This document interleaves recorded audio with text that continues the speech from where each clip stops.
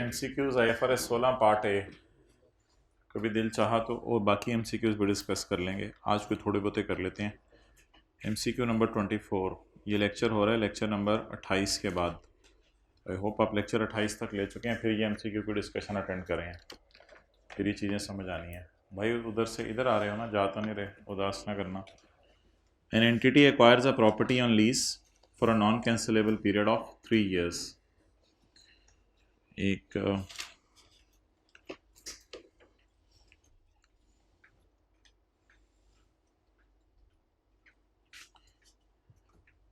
Pause कर दो।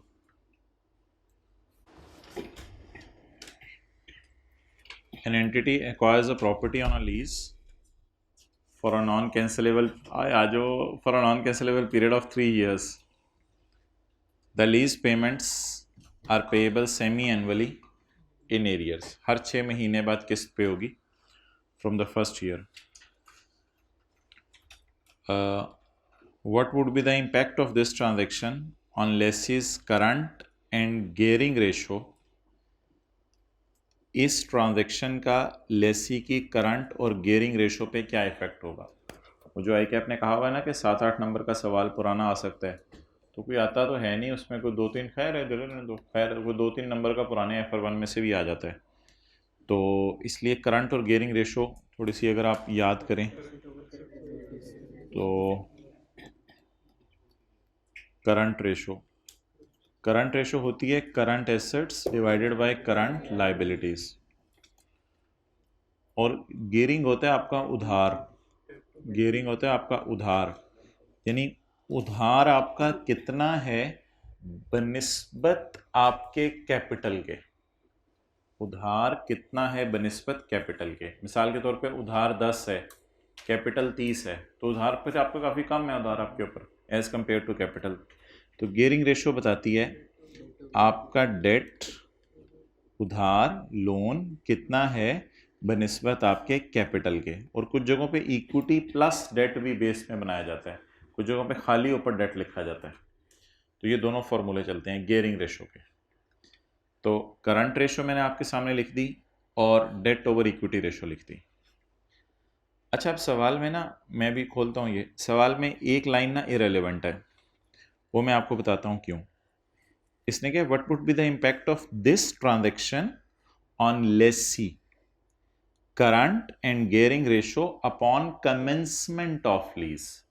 जब लीज शुरू हो तो इस ट्रांजैक्शन का क्या इंपैक्ट होगा। तो भाईजान सिर्फ लीज के शुरू होने वाली एंट्री का इंपैक्ट बताना है, ये लाइन सवाल में काम की नहीं है। ये तो रेंटल पे होंगे ना जब हर 6 महीने के एंड पे, अगर इनका इंपैक्ट भी बताना होता तो वो भी फिर मैं एंट्री करके देख लेता, लेकिन इसने क्या लफ्ज पूछे, कमेंसमेंट ऑफ लीज। जी, लेसी की बुक्स में लीज कमेंसमेंट पे क्या एंट्री होती है, ROU डेबिट और लीज लायबिलिटी क्रेडिट। इस एंट्री का कमेंसमेंट से ताल्लुक है, क्योंकि लफ्ज उसने यूज किया कमेंसमेंट।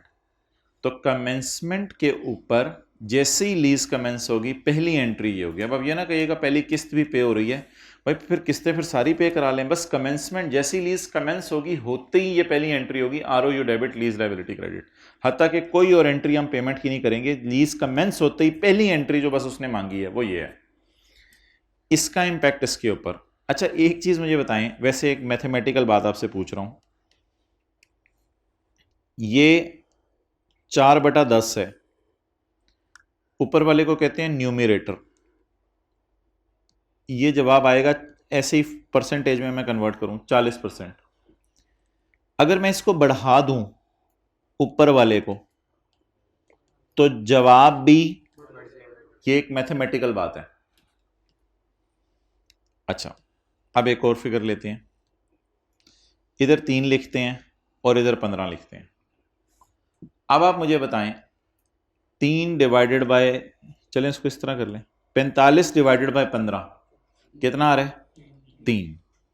लेकिन अगर मैं नीचे वाले को डिनोमिनेटर को बढ़ा दूं, मिसाल के तौर पे इसको 20 कर दूं, तो जवाब क्या आ रहा है जरा बताएं, 2.25। 25।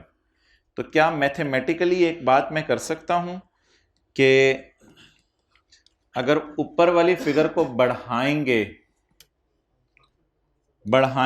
2 से 3 कर देंगे, 2 से 4 कर देंगे, तो जवाब बढ़ जाएगा, परसेंटेज बढ़ जाएगी। और अभी मैंने आपको मैथमेटिकली करके दिखाया है, अगर नीचे वाली फिगर को बढ़ाएंगे तो फिर अगर इसको मैं 11 कर दूं, इसको मैं 12 कर दूं, तो जवाब नीचे जाएगा। ये बात तो एक मैथमेटिकल बात है, that has nothing to do with accounting. अच्छा जी, अब आप मुझे बता दें कमेंसमेंट पे डेबिट होगा? जी बिल्कुल होगा। आरओयू डेबिट होने से लोन पे फर्क नहीं पड़ेगा। आरओयू की डेबिट साइड की बात कर रहा हूं सिर्फ, इक्विटी पे फर्क नहीं पड़ेगा, करंट एसेट्स पे फर्क नहीं पड़ेगा, करंट लाइबिलिटीज पे फर्क नहीं पड़ेगा। तो आरओयू के डेबिट होने से किसी चीज पे कोई फर्क नहीं पड़ेगा। लीज लाइबिलिटी जब क्रेडिट होगी तो ये बैलेंस शीट अगर आज ही मैं बनाऊं तो फिर ये बैलेंस शीट में इसका नॉन करंट पोर्शन भी जाएगा और करंट पोर्शन भी जाएगा।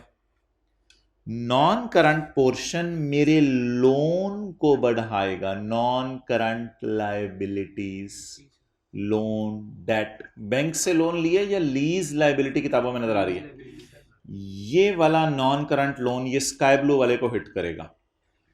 और करंट लाइबिलिटी मेरे करंट लाइबिलिटी को हिट करेगी, करंट पोर्शन मेरे करंट को हिट करेगा।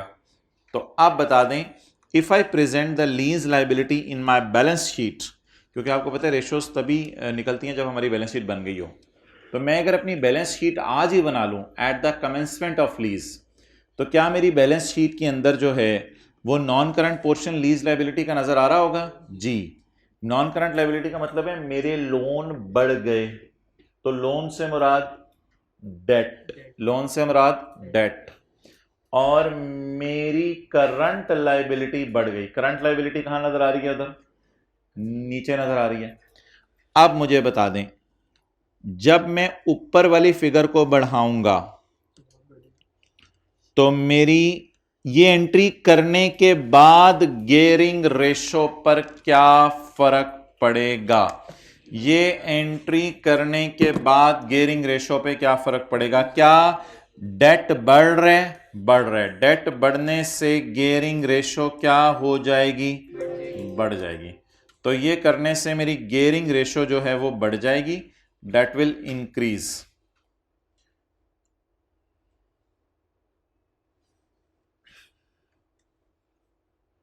आप जाए ना, आपको तो नहीं बुला रहे, पॉज कर दो जी। तो स्काई ब्लू वाला मैंने हाईलाइट कर दिया और ग्रीन भी मैंने आपको हाईलाइट कर दिया। अब आप मुझे बता दें, हमारी गियरिंग रेशो बढ़ जाएगी और नीचे वाला करंट लाइबिलिटी बढ़ती है, बढ़ने से जो जवाब आएगा वो कम हो जाएगा। तो करंट रेशो हमारी कम हो जाएगी। तो कौन सी ऑप्शन टेक करनी है? बी। तो सर टेक्निकल पॉइंट वैसे सवाल में ये था कि एक तो ये रेशोज याद होनी चाहिए थी, दूसरा टेक्निकल पॉइंट ये था कमेंसमेंट का लफ्ज लिखा हुआ था, कमेंसमेंट ये एंट्री होती है।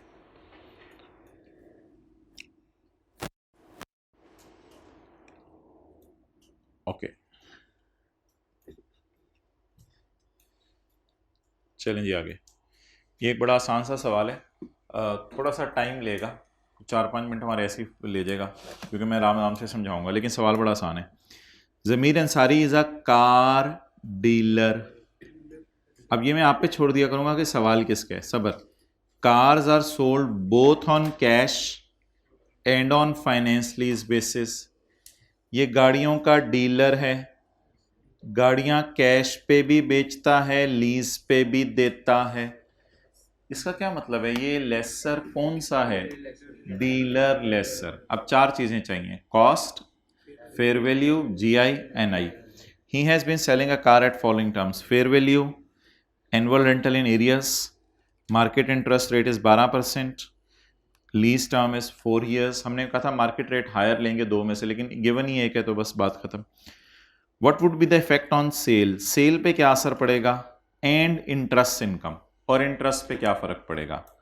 अगर सालाना रेंटल 1646199 की जगह 1800000 कर दूं और बाकी आइटम्स क्या रहें, सेम रहे। तो चलें ठीक है, अब टाइम ज़ाया करते हैं, एक दफ़ा कैलकुलेशन कर लेते हैं इसके वाले रेंटल लेके जो ऊपर दिए हैं 1646, और एक दफ़ा कैलकुलेशन कर लेते हैं 1800 करके।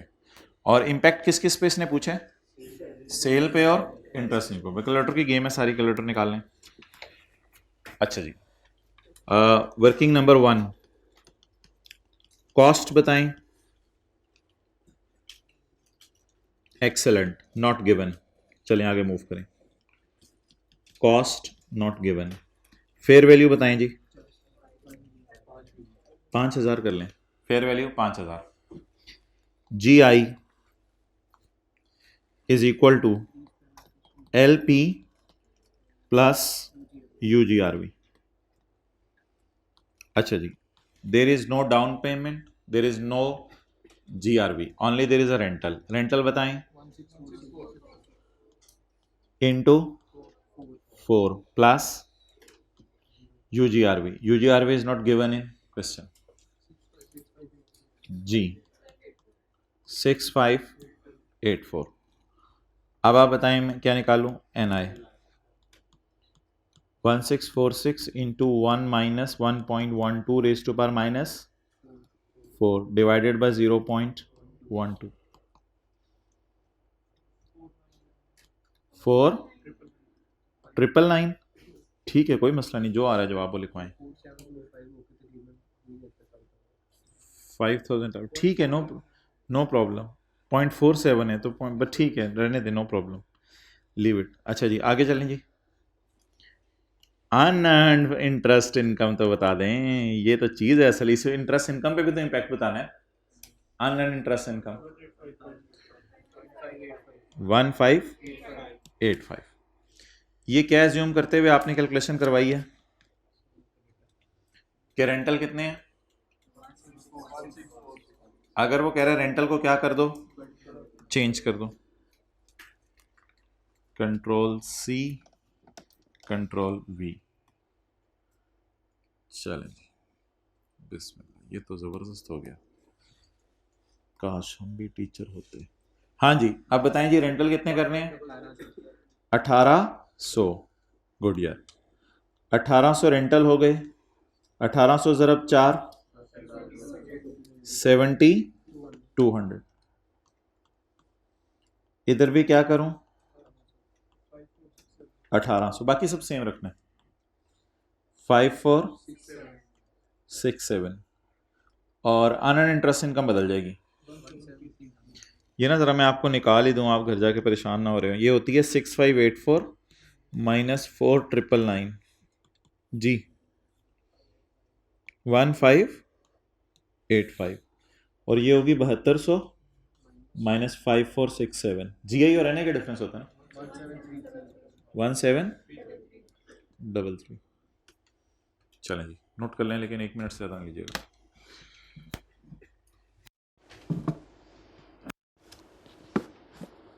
कॉस्ट शायद सवाल में इसलिए नहीं दी कि हमसे कोई जनरल एंट्रीज वगैरह नहीं मांगी हुई।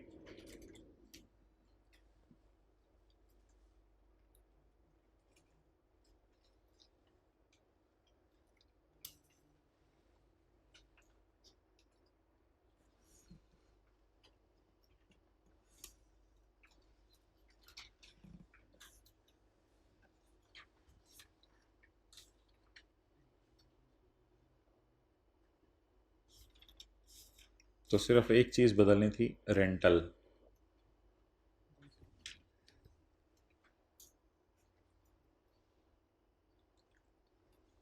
ओके, सवाल की रिक्वायरमेंट पढ़ें।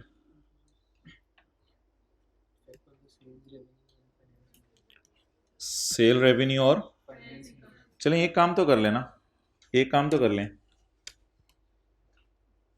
ये ज़रा बता दें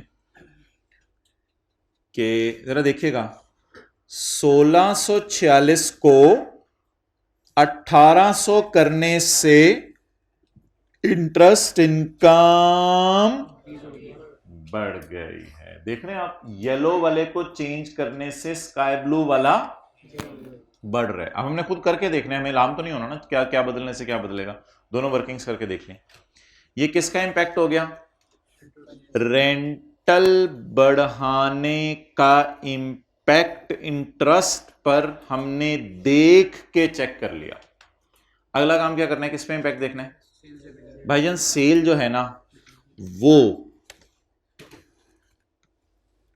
थोड़ा सा मैं लंबा काम कर रहा हूं, लीज रिसीवेबल बुक होते हैं एनआई पे, कॉस्ट ऑफ सेल बुक होती है cost minus PV of UGRV पे, और सेल बुक होती है लोअर ऑफ फेयर वैल्यू और present value of lease payments पे, और इन्वेंट्री बुक होती है कॉस्ट पे।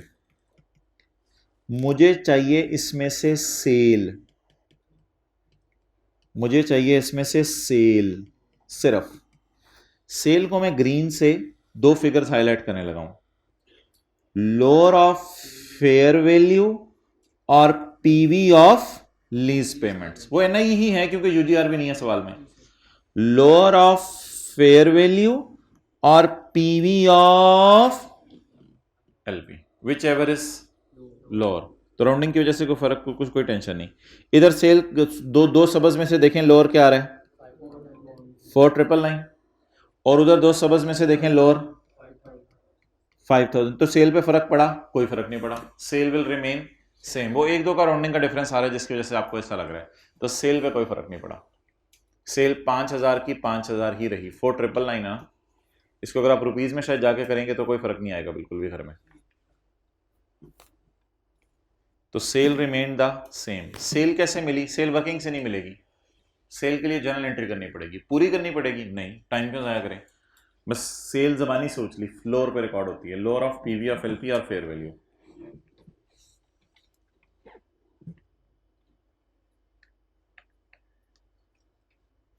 So you can take this class as a good revision of all concepts.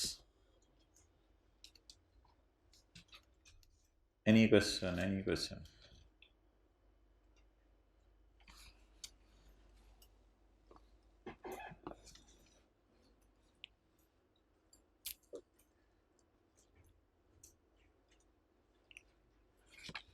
So ये दोनों सेम है, 4999 एंड 5000। जी option number C, no change in sales revenue and increase in interest income.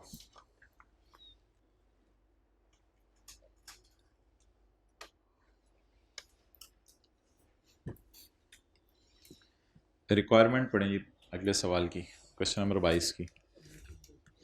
What amount of net investment will be presented in non current assets as at 30 June 19। ये ना requirement क्या है, what amount of net investment, नहीं NI तो balance sheet में हम show ही नहीं करते, वो कहते हैं एज एट, यानी बैलेंस शीट में कितनी एनआई आए।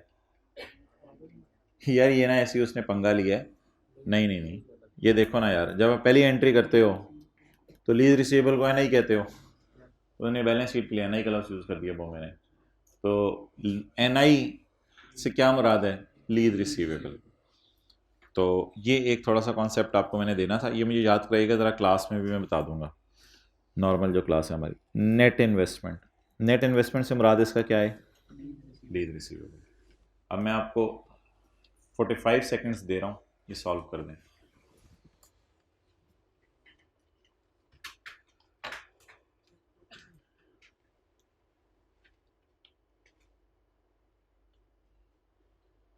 मुझे तो सिंपल एसर लग रहा है, कहीं मैन्युफैक्चरर डीलर का लफ्ज़ नहीं है, सिंपल एसर है ना, बस सॉल्व करें।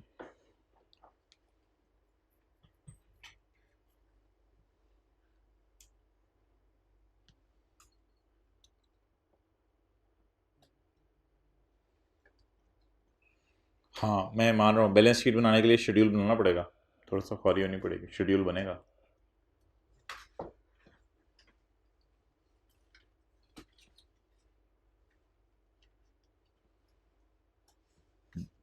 जी कौन सी ऑप्शन है,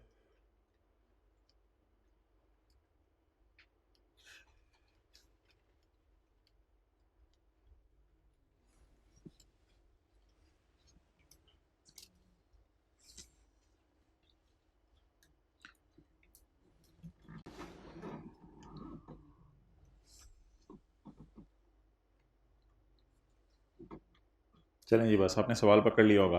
would leasing limited has lease certain equipment on यकम जुलाई 2018 in this respect following information is. अच्छा,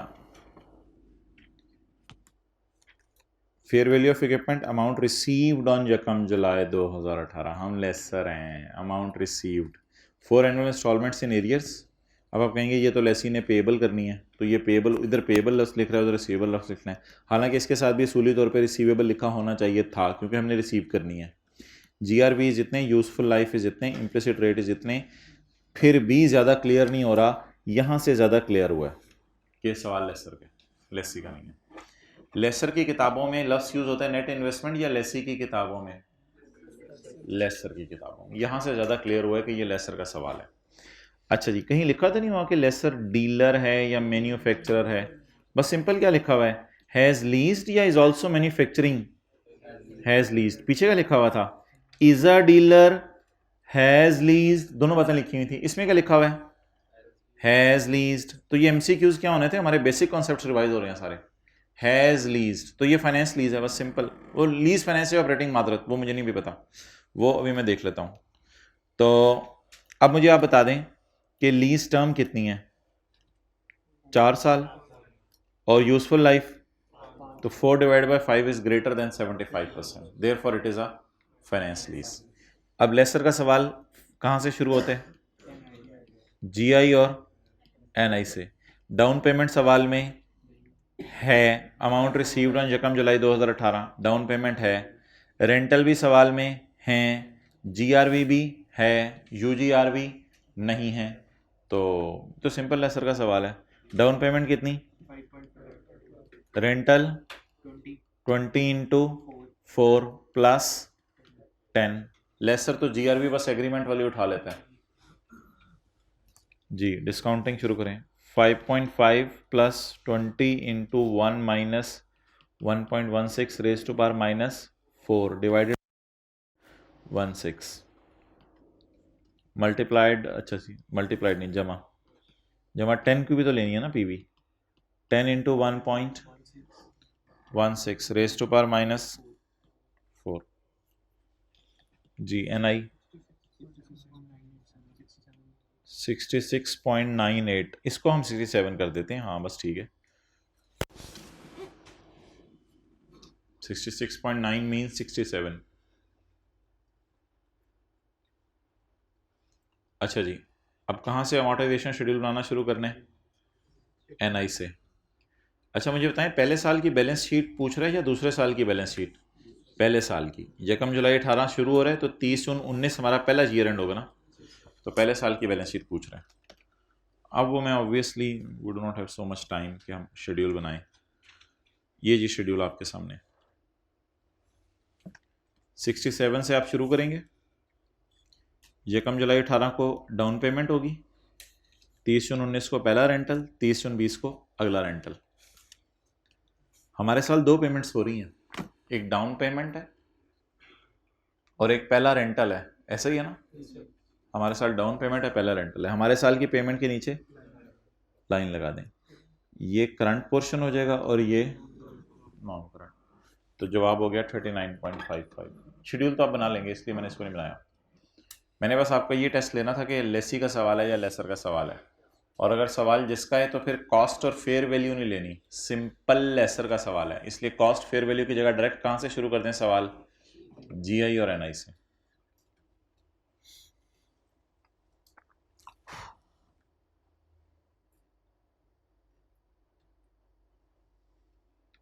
चलें जी,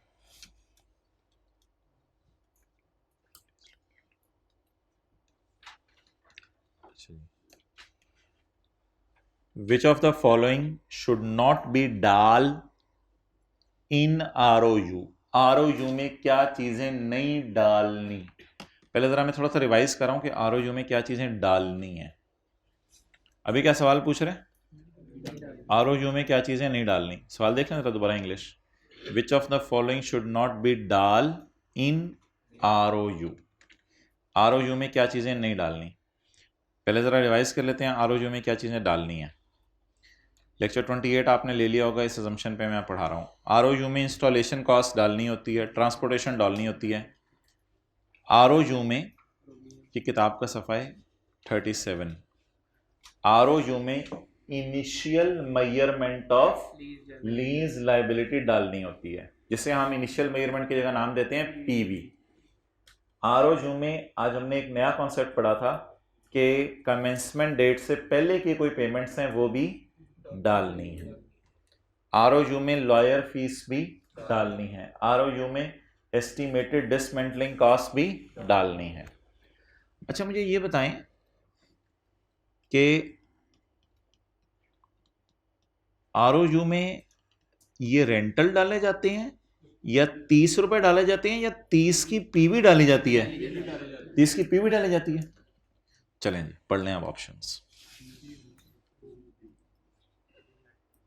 amount of initial measurement of lease liability, initial measurement of lease liability ये ROU में डाली जाती है। Cost of ROU shall comprise initial measurement of lease liability. इसको हम इनिशियल मेजरमेंट को क्या नाम देते हैं? Present value. Present value. तो ये ना इस पैरे से, पैरा 23 से इसने MCQ उठाया असल में। तो ये तो डाला जाता है, वो पूछ रहे क्या नहीं डाला जाता। नेक्स्ट, जैसे मैं आपसे पूछूं बैग में कैलकुलेटर डाला जाता है? जी। बैग में बुक डाली जाती है? जी। बैग में मार्कर डाला जाता है? जी। बैग में सिगरेट डाली जाती है? नो। इस तरह का कोई सवाल है ये। तो वो पूछ रहे क्या क्या चीज नहीं डालनी। ये तो डालनी है, पॉइंट ए को इसलिए टिक ना करें। PV of estimated cost of dismantling the asset, ढूंढे जरा। Estimate of cost to be incurred in dismantling the asset, ये भी एसेट के कॉस्ट में डालनी है। Payment made to lessor before commencement, ये जो आज नया कॉन्सेप्ट वाला लेक्चर आया था इसमें, payment made to lessor before commencement, lease payments made before commencement, ये भी एसेट के कॉस्ट में डालनी है। क्योंकि और कहां डालें? ROU में ही डालेंगे ना, एक्सपेंस तो नहीं कर देते। ग्रॉस रेंटल, ये मैंने तुम्हें समझाने की कोशिश की थी। ग्रॉस रेंटल, ग्रॉस रेंटल डालते हैं या उनकी प्रेजेंट वैल्यू? ग्रॉस होते हैं, जैसे इन्वेस्टमेंट ग्रॉस होती है तो ग्रॉस का मतलब होता है अनडिस्काउंटेड। तो ग्रॉस रेंटल तो नहीं डालने, रेंटल्स को प्रेजेंट वैल्यू पे लाना है, not gross. Rather calculate PV। तो इस ऑप्शन को टिक करना है, क्योंकि वो पूछ रहे क्या चीजें एसेट की कॉस्ट में नहीं डाली जाती।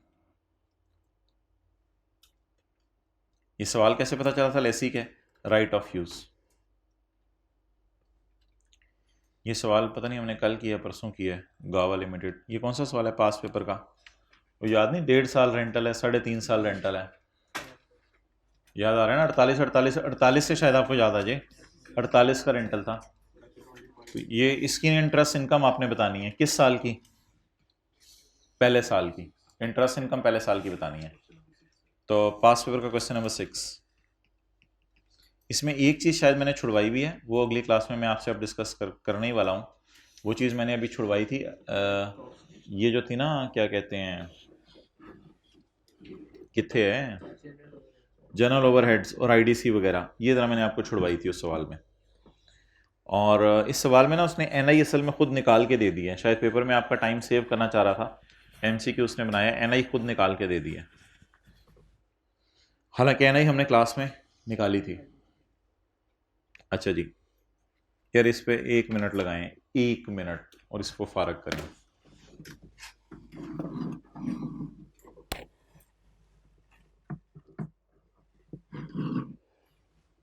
पास्ट पेपर वाले हमारे ख़त्म हो गए हैं सारे सवाल जो MCQs आ रहे हैं।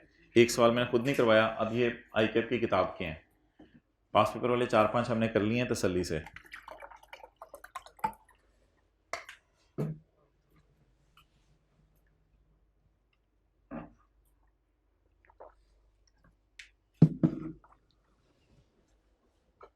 हो गया जी।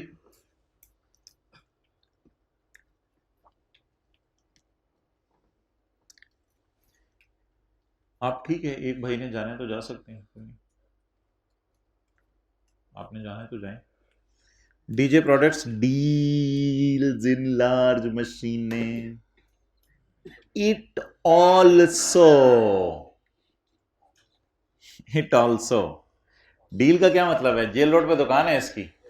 जैसे वो हमने स्मार्ट शॉप के नाम से एक बनाई थी, स्मार्ट कार्स। तो डील्स इन मशीनें, बैंक तो नहीं डील करता ना मशीनों में, बैंक तो नहीं मशीन करता। ही डील्स इन मशीनें ऑल्सो ऑफर मशीनें ऑन लीज। अब सवाल किसका ये? डीलर लेसर का या सिंपल लेसर का? अब हमें चार चीजें चाहिए, cost, fair value, GI, NI. उसने मांगी सिर्फ एनआई है, और शुक्र है लीज के पहले दिन की मांग ली है, मेरे ख्याल से लीज के पहले दिन की एनआई मांग ली है, वो जो वर्किंग वन में हम निकालते हैं।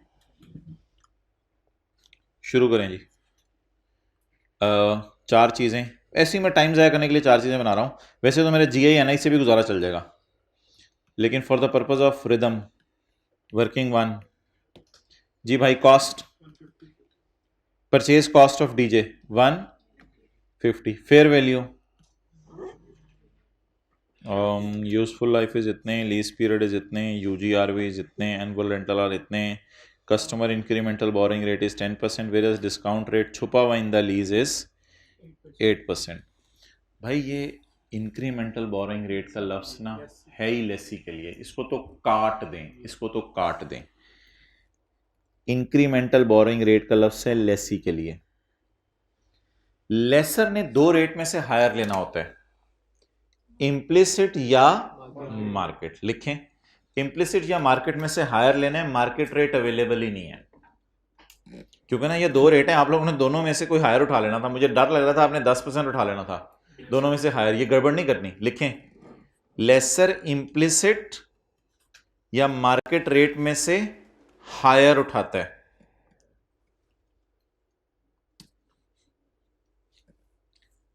मार्केट रेट आगे लिखे, मार्केट रेट दिया ही नहीं हुआ,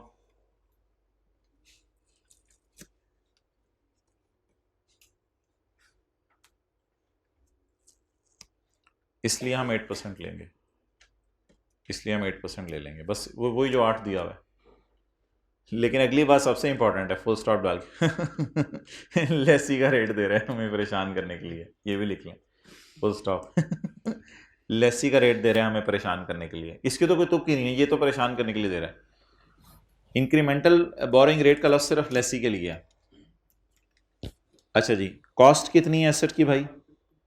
150। फेयर वैल्यू नॉट गिवन, मेरे ख्याल से शायद उसने जनरल एंट्रीज नहीं मांगी, इसलिए फेयर वैल्यू भी नहीं दे रहा। जो उसने मांगे वो हम वैसे ही शायद निकाल दें। तो अब हमें चाहिए जीआई और एनआई, तो वो मेरे ख्याल से डाटा अवेलेबल है।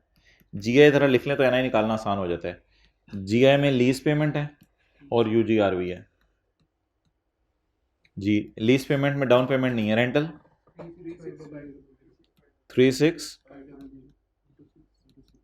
36 जीआरवी भी नहीं है। यूजीआरवी बताएं। 10,000। बस छोड़ो यार, टोटल जीआई का निकाल के क्या करना है? अब एमसीक्यू है, पेपर में इतना टाइम लगाते रहोगे, टोटल जीआई को क्या करना है? आगे इंटरेस्ट अगर निकालना होता तो टोटल जीआई में निकाल लेता। बस लीव इट, बस एनआई निकालें इसका।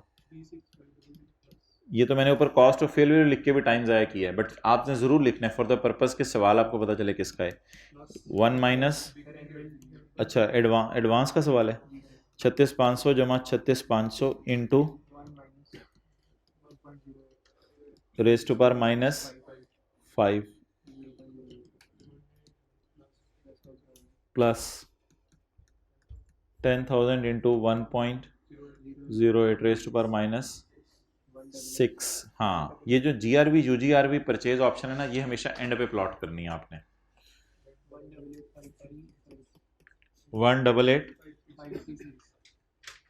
ऑप्शंस कोई आ रही हैं? अच्छा, वो खुद ही बतानी है, देख लो, यही निकली हुई है सोल्यूशन में या पॉइंट्स में। 188,536 यही है सोल्यूशन में, 535 है, ठीक है खैर।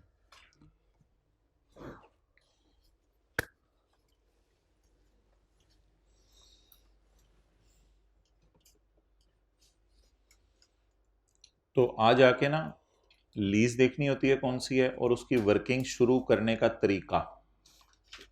सिंपल लेसर है तो जीआई एनआई, मैन्युफैक्चरर डीलर है तो cost fair value GI NI.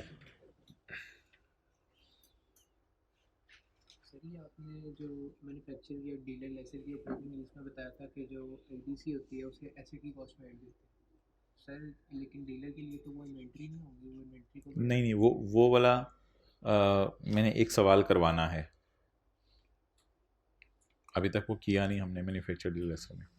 अच्छा जी, 18वां सवाल हमने लेक्चर 28 में किया था, और 17वां सवाल जो है वही डेटा है, लेकिन उसने मांगी एनआई हुई है। तो एनआई तो आपने निकाल ली हुई है, एनआई कितनी है?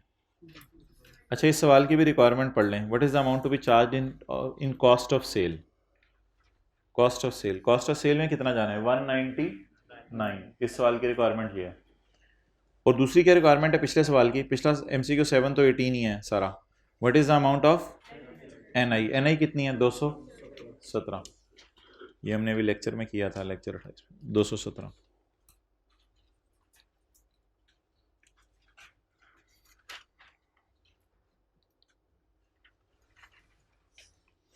अच्छा, 16 को मैं स्किप कर रहा हूँ। गैलेक्सी वाला सवाल तो आपको होमवर्क में दिया था एक दिन, या क्लास में करवाया था। पास पेपर का देख लें कौन सा सवाल है।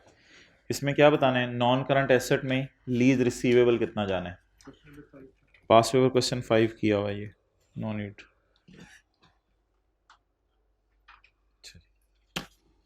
ये जो सवाल है ना, ये मैं कराता होता हूँ वाइट बोर्ड पे। ये कमाल सवाल है असल में, इसमें बड़ी अच्छी हमारी रिवीजन है। एक सवाल बड़ा आसान सा है, लेकिन बहुत अच्छी रिवीजन है।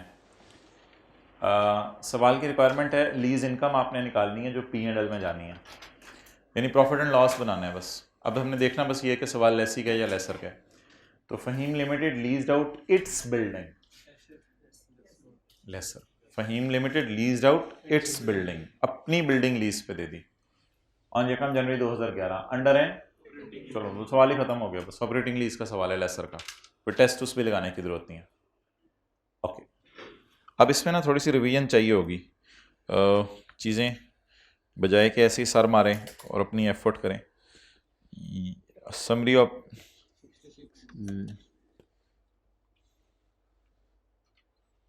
किताब में कंट्रोल F करें तो बहुत से 67 होते हैं वैसे, लेकिन अच्छा जी,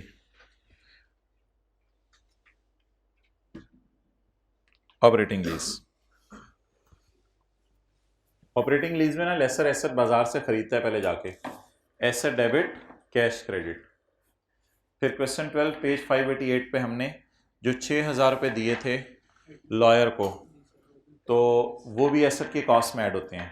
फिर आया, कमाया, फिर डेप्रिसिएशन। लेकिन डेप्रिसिएशन में एहतियात है कि ये जो एसेट की कॉस्ट है ना, इसको यूजफुल लाइफ पे आपने डिवाइड करना है और इसको आपने लीज टर्म पे डिवाइड करना है। ये cost divide by useful life और IDC over lease term.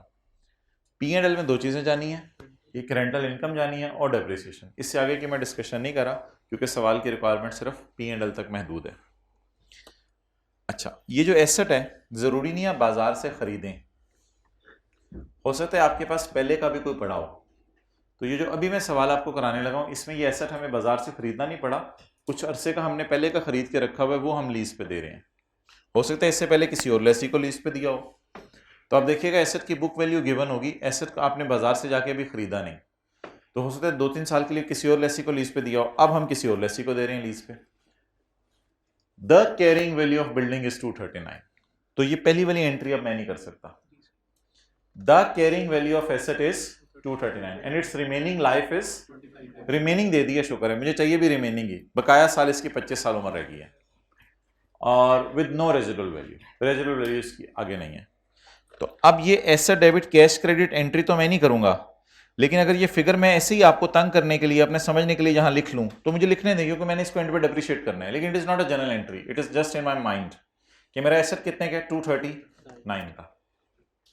FL incurred 11, FL है लेसर, लेसर ने IDC कितनी पे की है? 11,000 एज IDC। ठीक है जी, सही है, कर दूं ये एंट्री? अब एंट्रीज कर रहा हूं मैं, अब नहीं, फिर अब छोड़ें, एंट्रीज हो रही हैं। ऐसा debit cash credit according to the agreement. अब रेंटल भी तो बताओ ना कितने हैं। अकॉर्डिंग टू द एग्रीमेंट, मैंने आपको बार बार बताया है, पूरी लीज में इनिशियल डायरेक्ट कॉस्ट वर्किंग 1-2 में कहीं नहीं जाएगी, बस ये एंट्रीज में जाती है। According to agreement 16,000 was paid by lessee as initial deposit, मतलब बताएं इसका down payment. 16,000 was paid as initial deposit and further rental of 10,000 per annum, full stop गलती से लगा हुआ है, shall be paid at the end of next 2 years. 10,000 per annum आप पे करेंगे at the end of next 2 years and then, और फिर 32,000 पर एनम हम पे करेंगे फॉलोइंग 2 years. तो 2 साल का रेंटल 10,000 और फिर अगले 2 साल का 32,000 और डाउन पेमेंट 16,000. लीज टर्म कितने साल है? 4 साल. लीज कब शुरू हो रही है? 1 जनवरी 11 को. डिसाइड हो गया लीज कौन सी है? ऑपरेटिंग. डेट और इंस्टॉलमेंट. डाउन पेमेंट किस दिन होगी? 1 जनवरी 11 को. कितनी? 16,000. 16,000. 31/12/11 रेंटल 10. 31/12/12 10. 31/12/13 32. 31/12/14 32. तसल्ली से एक दफा सवाल पढ़ें और जरा देखें मैंने ये सही बनाया है. रेंटल्स वाला दोबारा पढ़ें.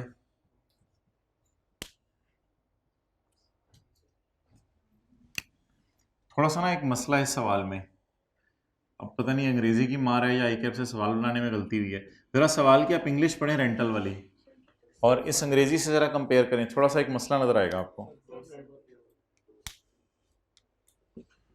पता नहीं वो कैसे सवाल उसने बनाया है. यहां से मैं पढ़ना शुरू करूं, बाकी में कोई मसला नहीं. According to agreement 16,000 was paid by lessee as initial deposit. इसमें तो मुझे भी कोई मसला नहीं, आपको भी कोई मसला नहीं. अच्छा एक बात बड़ी पक्की है, लीज 4 साल की है. सवाल ने लिखा हुआ है लीज 4 साल की है 2011 12 13 14 को. अच्छा डाउन पेमेंट इधर आ गई 16 की and further rental of 10,000 per annum और फिर हर साल 10,000 का रेंटल होगा. Shall be paid eight the end of next का लफ्ज कंफ्यूजिंग है. बस ये कंफ्यूजिंग है. अब ये पता क्या लग रहा है कि 10,000 will be paid in next 2 years. तो मुझे तो थोड़ी सी अजीब सी इंग्लिश लगती है, पता नहीं आपको फील हुई या नहीं. ये देखने में इस तरह का लग रहा है नेक्स्ट 2 years. और फिर आगे चलें and 32,000 shall be paid for the फिर फॉलोइंग तो उससे अगले ही होंगे ना. तो देखने में ना ये कुछ ऐसा लग रहा है कि 2015 तक हमें रेंटल देने पड़ेंगे. लेकिन आईकेप ने अपने सॉल्यूशन के अंदर वैसे इसको ड्रैग करके इधर किया हुआ है. इस 10 को इधर डाला है, इस 10 को इधर डाला हुआ है. अब पता नहीं इंग्लिश की गलती है या क्या है. आईकेप को ईमेल करके सही करानी चाहिए. तो मुझे तो इंग्लिश की गलती लगती है क्योंकि लीज कितने की है? 4 साल की. अगर सवाल की अंग्रेजी में पढ़ू ना तो थोड़ा सा मसला पता नहीं, मुझे तो लग रहा है, आपको लग रहा हो या नहीं. 16,000 was paid as initial deposit and further rental of 10,000 shall be paid at the end of next क्लस से नहीं शायद बोलना चाहिए था. तो at the end of next से मतलब होता है शायद हमारे से अगला साल कहना चाह रहे हैं. लेकिन अगर मैं 4 साल वाली बात पे कायम रहूं तो बेहतर है कि 4 साल की लीज का किराया 4 साल में ही दे दें. इस वजह से शायद आईके अपने सोल्यूशन में ये किया हुआ है. शायद इंग्लिश की गलती है. अच्छा अगली लाइन की वजह से ये सही हो रहा है. हाँ ठीक है. फॉलोइंग 2 years से फॉलोइंग जब आप अगले 2 साल में जंप करते फिर उससे अगले फॉलोइंग भी तो हो सकते हैं ना. जब आप भागो तो फिर तो ये थोड़ा सा मसला. बहरहाल लीव इट. मेरा इससे ज्यादा इंपॉर्टेंट सवाल है आपसे. वो ये सवाल है, अब मैंने प्लॉटिंग तो कर दी, इसकी जबरदस्ती करवा दी मैंने, जो मर्जी समझे आप. टोटल कितना आ गया? मेरा सवाल है इसको डिवाइड किससे करना है? एक्सेलेंट. लीज टर्म पे हमने पढ़ा था डिवाइड करना है, नंबर ऑफ पेमेंट्स पे डिवाइड नहीं करना. कई दफा नंबर ऑफ पेमेंट्स एक साल में ज्यादा हो रही हैं और कई दफा ऐसा भी हो सकता है कि रेंट फ्री पीरियड हो, 0 रुपए हो. उसका भी एक सवाल किया था हमने, एग्जांपल 7 पता नहीं कौन सी की थी. तो इसलिए ये गलती नहीं करनी, इसको लीज टर्म पे डिवाइड करना है. What is my lease term? 1 2 3 4 साल.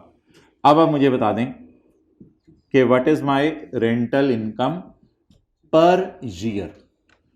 Rental income per year 100 divided by 25 उल्टा हो गया. 100 divided by 4 is equal to 25 is my income. चलें जी नोट कर लें. लीज टर्म पे, लीज टर्म पे सेमी एनुअल होती है फिर तो 8 पे करना था। सेमी एनुअल होती तो 8 पे करना था। लीज टर्म फिर 6-6 महीने करके प्लॉट होती ना, बिल्कुल लीज टर्म पे ही करना है, लेकिन अगर 6-6 महीने करके प्लॉट है तो फिर आप सेमी एनुअल लोगे नीचे। तो अभी रेंटल एनुअल है इसलिए हमने डिवाइडेड बाय 4 किया है। अगर रेंटल सेमी एनुअल होते तो डिवाइडेड बाय 8 करते। जी पूछें।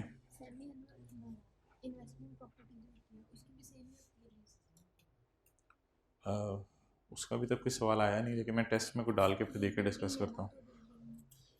हाँ जी, लेकिन इसको आगे हमने लीज पे दे दिया, इसकी आगे वाली लीज नहीं है। अभी जो हम पैसे दे रहे हैं हम ये अगले के लिए देखना पड़ेगा ना। फिलहाल हमारे लिए चलो इन्वेस्टमेंट प्रॉपर्टी है, हमने अपनी बिल्डिंग जो है वो आगे लीज पे दे दी, लेकिन अब अगला इसको आगे लीज पे देता नहीं देता वो उसका मामला है, लेसी का। फिलहाल हम किसकी काउंटिंग कर रहे हैं? लेसर की।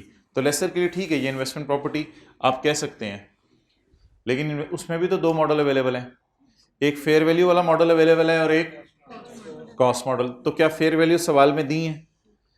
नहीं दी, तो नहीं दी तो फिर किस पे रख लें? कॉस्ट मॉडल पे। ओके चलिए जी, बिल्डिंग हमने लीज के ऊपर दे दी। अब मुझे एंट्रीज आप बता दें।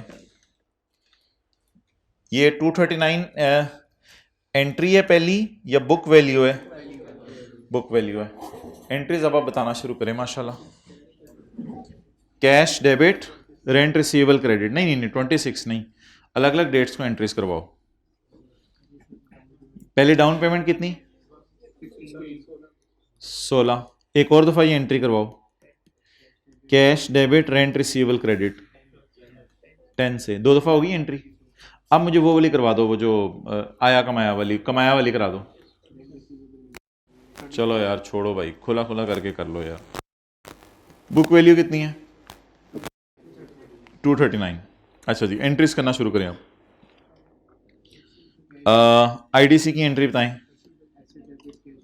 एसेट डेबिट कितना? 11। आया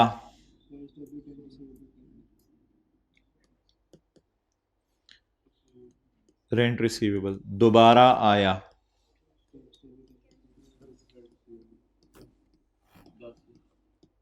ओके मैं तेनों दसना, ये आया हो गया और कमाया जी कितना? 25। डेप्रिसिएशन 239 को डिवाइड करेंगे 25 साल पे। ढूंढे जरा सवाल में 25 साल, उधर ना देखें 25, वो कोई और 25 है जो आप उधर देख रहे हैं, वो 25 रेंटल इनकम है जो व्हाइट बोर्ड पर उधर नजर आ रही है। ये 25 साल ढूंढे, रिमेनिंग लाइफ जमा IDC 11 divided by lease term 4। जी क्या जवाब आ गया?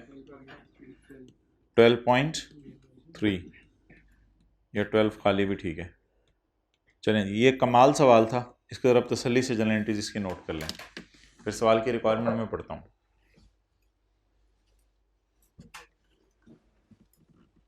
पहली मैंने एंट्री क्यों नहीं कर दी ऐसा डेबिट कैश क्रेडिट? क्योंकि बुक्स में पढ़ा हुआ है, कुछ ऐसा नहीं लिखा कि लेसर ने खरीदा है इसको।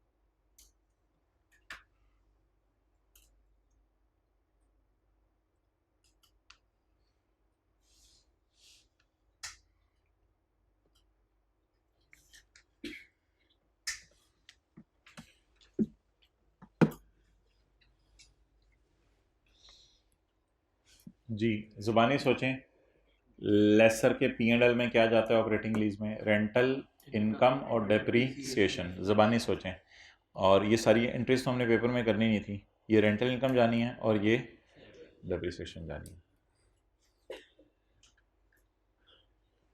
सवाल की रिक्वायरमेंट पढ़ लेते हैं। लीज इनकम पूछ रहे हैं वैसे, फिर डेप्रिसिएशन की जरूरत नहीं है। पी एंड एल के एक्सट्रैक्ट्स तो नहीं मांग रहा, पी एंड एल के एक्सट्रैक्ट्स तो नहीं मांग रहा, फिर जैसे 12.3 की भी नहीं है, थोड़ी देर में इंशाल्लाह। अच्छा, तो what amount of lease income, lease income इसकी क्या होती है, रेंटल इनकम होती है या इंटरेस्ट इनकम होती है? रेंट, हाँ, इसकी लीज इनकम रेंटल इनकम होती है, तो वो 25,000 जाएगी। अच्छा, अब हमें कुछ भी नहीं करना था, कैमरा उधर करो, बस ये पेपर में इतनी सी वर्किंग करनी थी हमने। ये सारी एंट्रीज आपके समझाने के लिए हैं जो कैमरे के सामने आपको नजर आ रही हैं, बस उसने रेंटल इनकम मांगी थी। ले आओ इधर, ये जी आसान आसान सा कॉन्सेप्ट है, एमसीक्यू नंबर 13।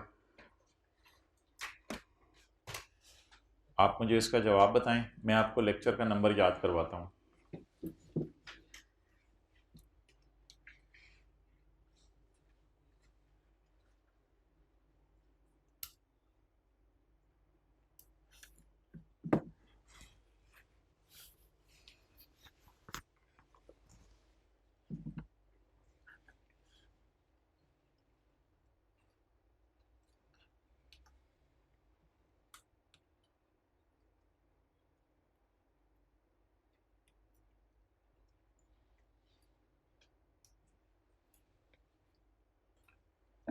भाईजान, दूसरी या तीसरी क्लास थी हमारी लीज की, जब हमने डेप्रिसिएशन की डिस्कशन की थी 4-5 सिनेरियो बना के। अच्छा, इसमें ना ये बात याद रखिएगा कि ये ज़रा देख लें सवाल किसके। A company leases a computer server, ये फिक्रा ना वेग सा होता है, लीजेज अ कंप्यूटर सर्वर, भाई लिया या दिया है, कहते नहीं लीजेज, ये फिक्रा अजीब सा होता है, टू या फ्रॉम तो लिखे ना, यहाँ तक कुछ कंफ्यूजिंग सा फिक्रा होता है। The company leases a computer server with legal title passing after 4 year, जिसमें कंपनी को लीगल टाइटल 4 साल बाद मिल जाना है, तो इसका मतलब है ये पहले हमारा नहीं था, हम लेसी हैं, हमें लीगल टाइटल 4 साल बाद ट्रांसफर हो जाना है ना, वही जिसे आप कहते थे ओनरशिप ट्रांसफर होनी है या नहीं होनी। तो कंपनी ने कंप्यूटर सर्वर लिया जिसका टाइटल इसे 4 साल बाद मिल जाना है, इसका मतलब है 4 साल तक मैंने क्या पे करना है, कराया। मैं लेसर नहीं हूं, मैं क्या हूं, क्योंकि लेसर के पास तो जो मर्जी लीज ऑफ फाइनेंस या ऑपरेटिंग, लेसर के पास तो पहले दिन से ही टाइटल होता है, ट्रांसफर बाद में किसे होना होता है, पैसे देके लेसी को, या पैसे देके ट्रांसफर हो जाता है या मुफ्त में ट्रांसफर हो जाता है। हमें कितने सालों बाद टाइटल मिलना है, 4 सालों बाद। और वैसे भी आगे बड़ा आसान, कंप्यूटर और मशीन को मैंने कैसे डिप्रिशिएट करना है। अच्छा जी, अ कंपनी लीजेज, इसको ना बिल्कुल अलग अलग करके पढ़ें, दोनों का आपस में कोई ताल्लुक ही नहीं है। Company leases a computer server with a legal title passing after 4 years, 4 साल बाद मुझे ओनरशिप ट्रांसफर हो जानी है।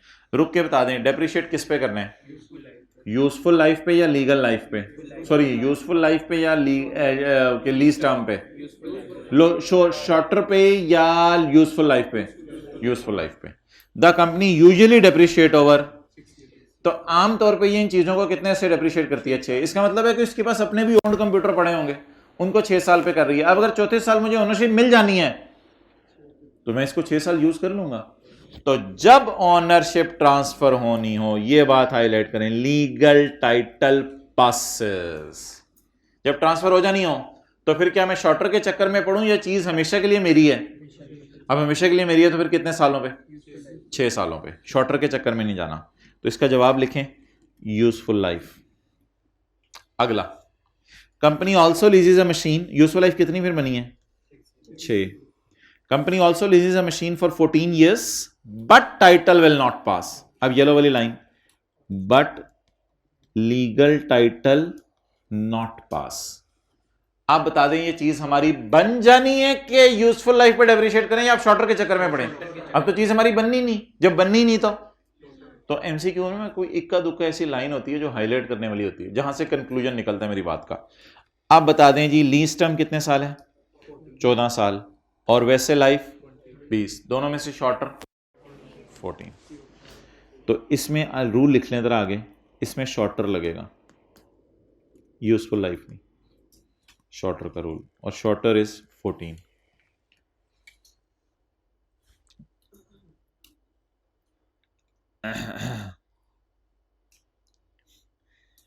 Jalal leasing limited gave a plant, इस तरह के सवाल दिया करें ना, गेव अ प्लांट, बात ही खत्म हो जाती है। Jalal leasing limited gave a plant, under आ और गाली मुक गई। लेसर है और लीज कौन सी है? फाइनेंस। ऑन यकम January 2011 to a customer. Okay, you have 30 seconds.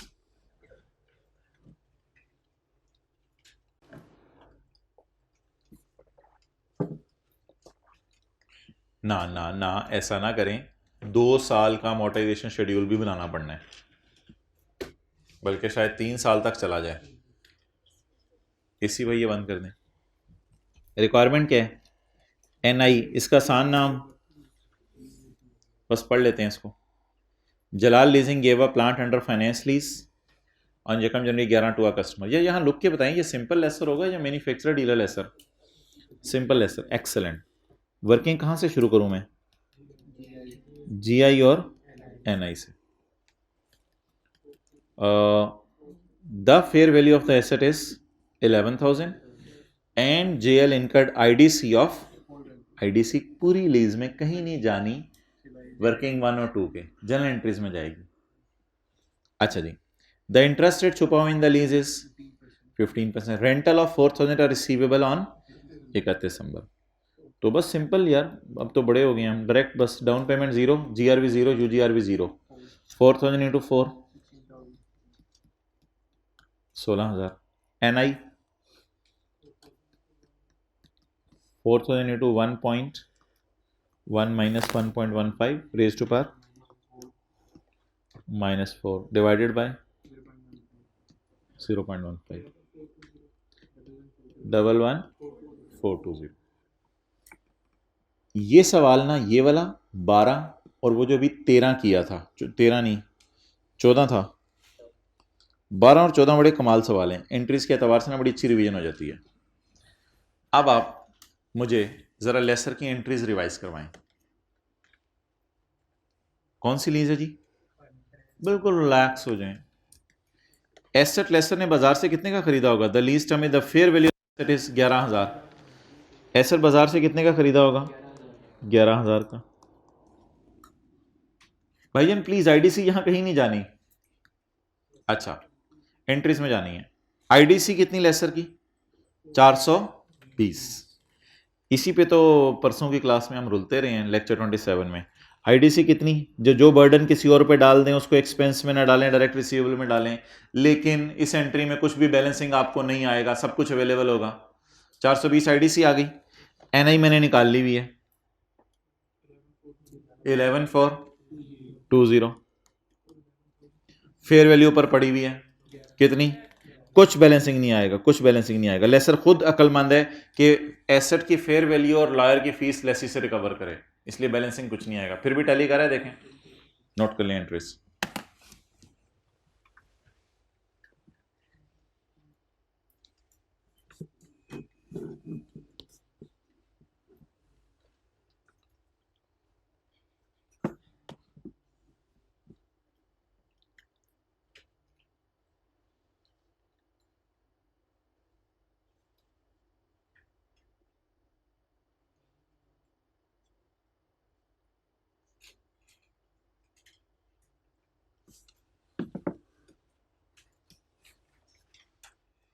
सवाल की रिक्वायरमेंट क्या है?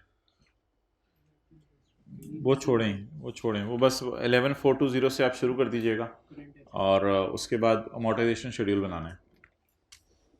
मैंने अभी 420 का क्या करना था ये बताना था। असल में मज़े की बात सुने, 420 को ना MCQ में इग्नोर करना था। क्यों? क्योंकि मुझे सिर्फ NI से अमोर्टाइजेशन शेड्यूल बनाना है और उसी से बैलेंस शीट बनानी है मेरी। बार बार मैं कह रहा हूँ, IDC को वर्किंग 1-2 में कहीं नहीं डालते। और क्या वर्किंग 1-2 की बुनियाद पे अमोर्टाइजेशन शेड्यूल बन जाता है? यस। अमोर्टाइजेशन शेड्यूल से बैलेंस शीट बन जाती है? यस। तो लॉयर फीस वगैरह ऐसी क्रिच डालने के लिए उसने बताई हुई है इस सवाल में, और इसका कोई फायदा नहीं था। लेकिन प्लीज आप अपने कॉन्सेप्ट के लिए प्लीज इसको जरूर लिखें ताकि आपको पता चले ये आनी कहाँ है फिगर।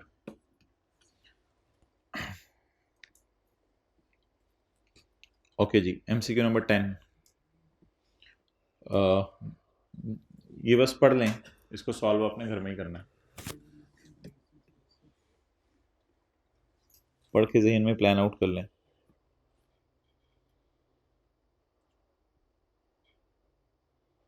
चलें जी। No limited leases a car for office use.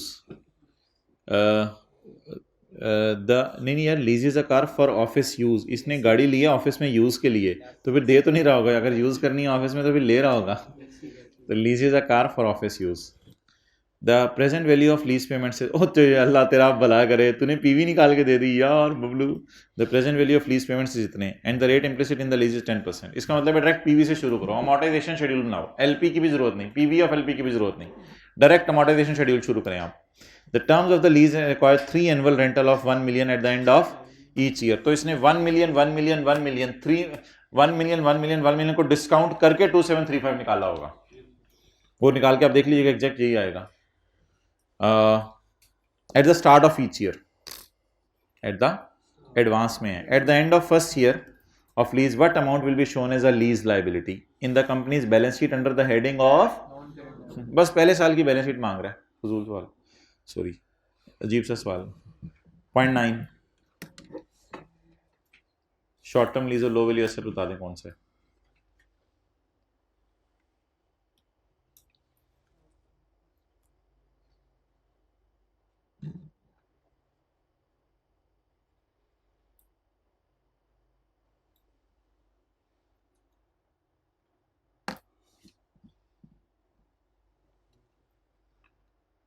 IFRS 16 permits certain assets to be exempt for recording treatment of right of use।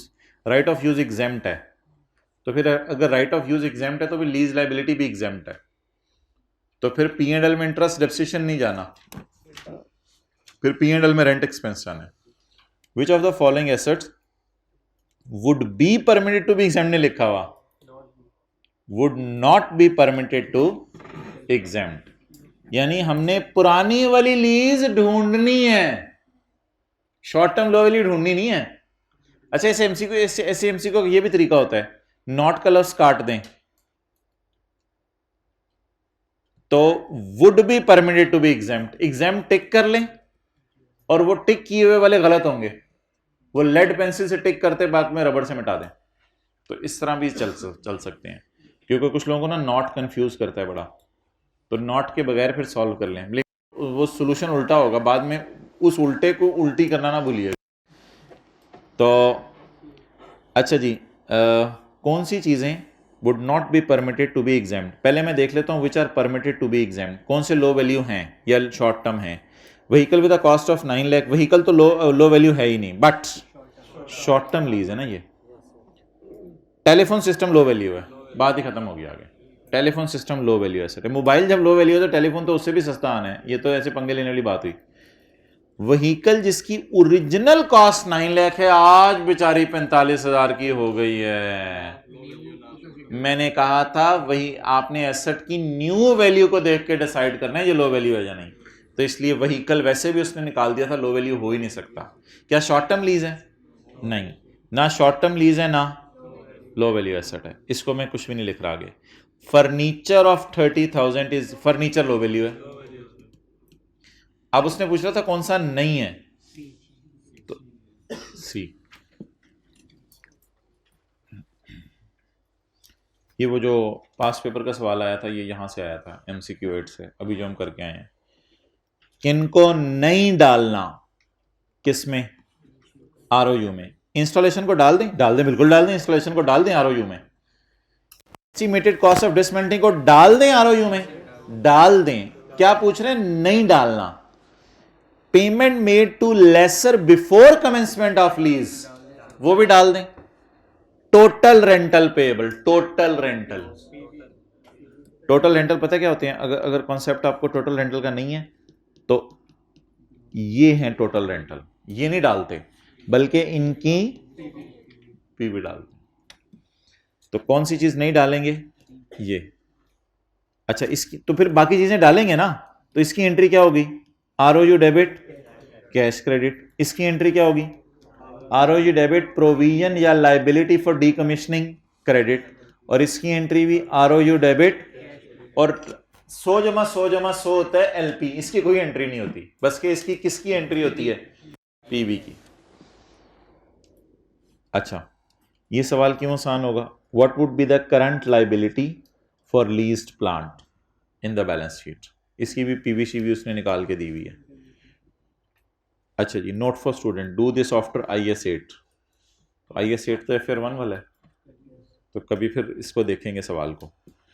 Okay, on यकम April Pink limited entered into a 5, बस मुक गया कम। On यकम April Pink limited entered into a 5-year lease agreement for a machine with an estimated life of 7 year, lease term 5 years और useful life 7 years.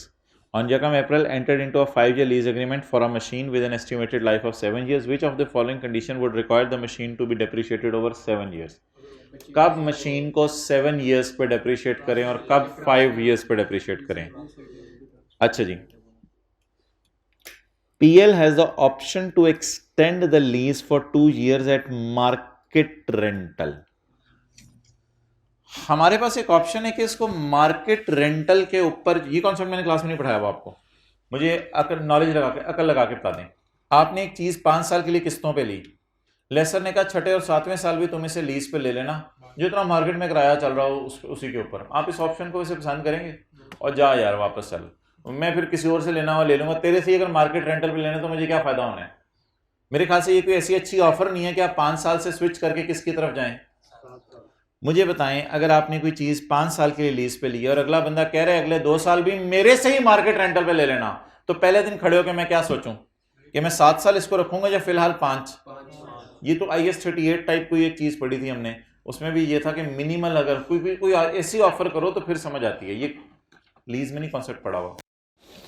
तो ये तो market rental है, ये कोई ऑफर अच्छी नहीं है। ऐसी सूरत में मेरे ख्याल से मैं कितने अरसे पे एसेट को रखूं, 5 साल पे रखूं और 5 साल बाद डेप्रिशिएट करके 5 साल बाद उसे वापस कर दूं। PL has option to purchase the asset at market value at the end of lease term.